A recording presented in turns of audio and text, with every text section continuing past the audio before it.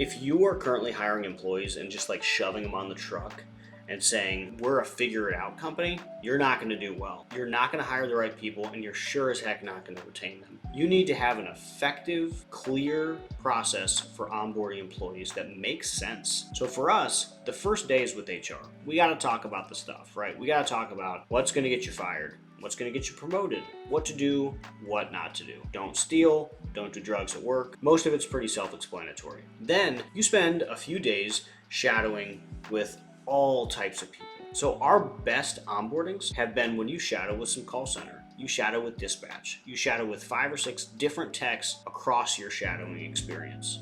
We want you to understand the business, because people that understand the business more, one, understand the business more, which is great. That's a needed thing. People need to know how to navigate these things. They were not born innately knowing how to run through your business to get things done. But two, it builds empathy. We found that when dispatchers or CSRs go out in the field and they see what those technicians are doing every day, they have a lot more respect and empathy when they schedule those technicians. And when the technicians sit desk side with the dispatch and call takers, they have a lot more empathy for how many calls and how stressful the job of call taking and dispatching is. So it's good. It builds camaraderie and it builds empathy, and it gives them a much better idea of how to navigate the company. So depending on the department, onboarding for us can take anywhere from 3 days to a month. Totally different depending on how much information needs to be crammed into that person's head. A manager takes a lot longer for us to really let go of the reins. Most of our technicians take about 2 weeks, some of them take 1, and many of our administrative personnel, CSRs, dispatchers, they're kind of on their own after the first week,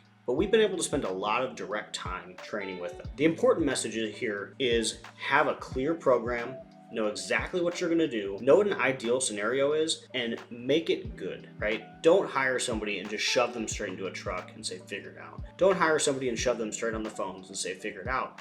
They're probably not going to figure it out. And when they do figure it out, it's probably going to be different than how you had it in your head, which is fair game because you didn't show them in the first place.